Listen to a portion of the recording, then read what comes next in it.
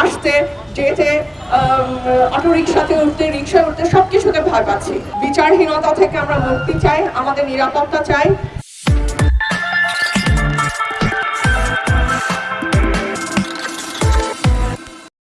আসিয়ার যে পরিণতি হয়েছে তা তার বোনের বাড়িতে গিয়ে হয়েছে এবং পুরুষতান্ত্রিক সমাজে এমন পর্যায়ে নির্যাতন গেছে যেখানে তারা সবকিছু করে এমনকি হত্যাকাণ্ড করেও পার পেয়ে যাচ্ছে। বিচারহীনতা থেকে আমরা মুক্তি চাই, আমাদের নিরাপত্তা চাই, আইন শৃঙ্খলা রক্ষা বাহিনী ঠিকঠাক কাজ করুক সেটা চাই। আমাদের বিচার ব্যবস্থা থেকে পার পেয়ে যাচ্ছে বড় বড় অপরাধীরা, তারা আমাদের এই বিচার ব্যবস্থার যে অবক্ষয় হয়েছে এবং যে পরিণতি আমরা দেখতে পাচ্ছি যে কোনোভাবে কার্যকর হচ্ছে না সেটা থেকেও মুক্তি চাচ্ছি।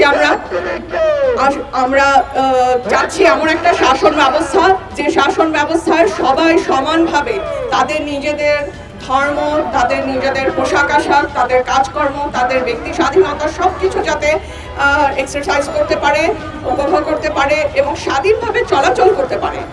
আমি নিজে পর্যন্ত এখন ঢাকা বিশ্ববিদ্যালয়ে আসতে যেতে অটোরিকশাতে উঠতে রিকশায় উঠতে সবকিছুতে ভয় পাচ্ছি এবং সেই ভয়ের যে সংস্কৃতি তৈরি হয়েছে সেটা থেকেও মুক্তি চাচ্ছি। আমি চাই যে রাষ্ট্র এর ব্যবস্থা নেবে এবং আমি আমার প্রতিষ্ঠানের পক্ষ থেকে আন্তর্জাতিক সম্পর্ক বিভাগের সকল শিক্ষক এবং সকল শিক্ষার্থীর পক্ষ থেকে দাবি জানাচ্ছি যে সকল দোষী ধর্ষকদের শাস্তি যথাযোগ্য শাস্তি হোক এবং যথেষ্ট পরিমাণে এমন ব্যবস্থা না হোক যাতে করে আমরা নারীরা নিরাপত্তা কিছুটা হলেও পাই, আমরা আমাদের কর্মক্ষেত্রে আসতে পারি, ছাত্রছাত্রীরা তাদের ক্লাসে ঠিকঠাক মতো আসতে পারে, তারা তাদের রাস্তাঘাটে বিভিন্ন যানবাহনে ঠিকমতো উঠতে পারে। সেগুলোতেও হ্যারাসমেন্টের শিকার হতে হচ্ছে ক্রমাগত এবং এইসব হ্যারাসমেন্ট থেকে নিষ্কৃতি চাচ্ছি।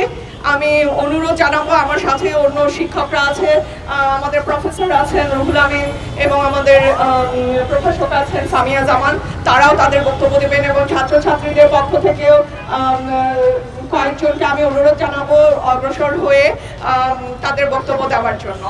ধন্যবাদ সবাইকে।